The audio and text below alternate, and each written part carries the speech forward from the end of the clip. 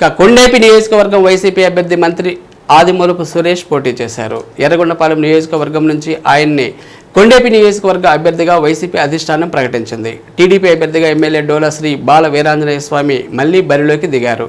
అక్కడ హోరీ ఎన్నికల ప్రచారం నిర్వహించారు. ఆయన విజయం స్వామిని వరించింది. ఆదిమూలపు సురేష్పై టీడీపీ అభ్యర్థి బాల వీరాంజనేయ స్వామి 23,511 ఓట్లతో ఘన విజయం సాధించారు.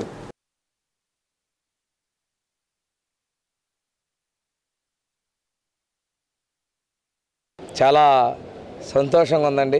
కొండేపి నియోజకవర్గ ప్రజలు నా మీద చాలా పెద్ద భారాన్ని వాళ్ళు ఎంతో నమ్మకంతో మంచి మెజార్టీతో గెలిపించడం జరిగింది. ఈ విజయం కొండేపి నియోజకవర్గ ప్రజలకు అంకితం చేస్తా ఉన్నాను. ఈ విజయంలో పార్టీ నాయకులు, కార్యకర్తలు, దామచర్ల కుటుంబం, అదేవిధంగా చంద్రబాబు నాయుడు గారు చేసినటువంటిది ఈ రాష్ట్రంలో ఒక ప్రభంజనాన్ని సృష్టించారు. ఎప్పుడూ లేని విధంగా తెలుగుదేశం పార్టీ ఎన్డీఏ కూటమికి ఘన విజయాన్ని ప్రసాదించారు. చాలామంది అవహేళనగా మాట్లాడారు. ఈరోజు జగన్మోహన్ రెడ్డి కావచ్చు, వాళ్ళ మంత్రివర్గ సభ్యులు కావచ్చు, వాళ్ళ నాయకులు కావచ్చు, అతి దారుణంగా గత శాసనసభని కౌరవ సభగా మార్చారు. చాలా వాడికి వేదిక అయింది. మహిళల్ని కించపరిచారు. దళిత శాసనసభ్యుడు నా మీద దాడి చేశారు. అదొక రికార్డ్, అంతకుముందు ఎన్నడూ లేని విధంగా. వాటన్నిటికీ చేసిన వాళ్ళకు కానీ చేయించిన వాళ్ళకు కానీ తగిన బుద్ధి చెప్పారు ఈ రాష్ట్ర ప్రజలు. అదేవిధంగా మా నాయకుడు చేసిన శపథం ఏదైతే ఉందో, ఈ కౌరవ సభను గౌరవ సభగా మార్చి మళ్ళీ ముఖ్యమంత్రికి అడుగు పెడతారన్నారు. దానిని యావత్ ఆంధ్రప్రదేశ్ రాష్ట్ర ప్రజలు ఆమోదం తెలిపినందుకు ఈ రాష్ట్ర ప్రజలందరికీ కూడా శిరస్సు వంచి నమస్కారాలు తెలియజేస్తున్నాం.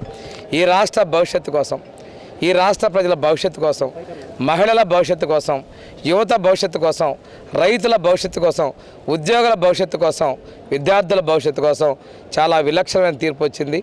వీళ్ళందరికీ ఇచ్చినటువంటి భరోసాని నిలబెట్టుకునేందుకు మా ప్రభుత్వం మేమందరం కూడా చిత్తశుద్ధితో ఉంటామని తెలియజేసుకుంటూ, ఈరోజు నవరత్నాలు అన్నాడు. ఆ నవరత్నాలు అన్నట్టుగా నవసంఖ్యకే అధికారం చలాయిస్తున్నటువంటి విరవీగినటువంటి జగన్మోహన్ రెడ్డి పార్టీ 9 అంకెకి పరిమితం అవుతుంది. దేవుడు స్క్రిప్ట్ రాశాడు అన్నారు.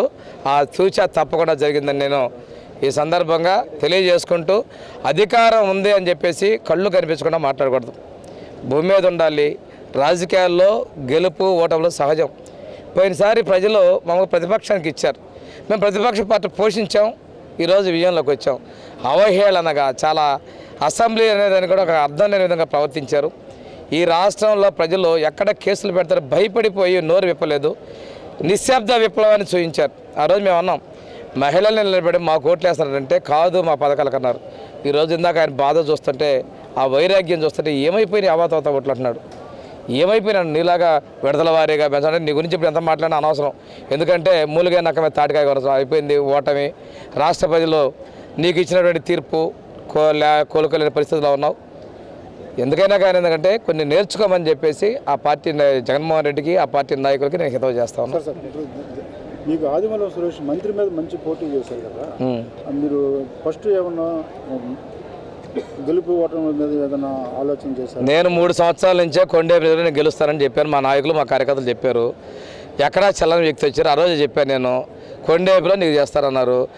నియోజకవర్గం మార్చడంలో హ్యాట్రిక్ చేసావు, గెలుపు సాధించడం హ్యాట్రిక్ చేస్తారని నిరూపితమైంది.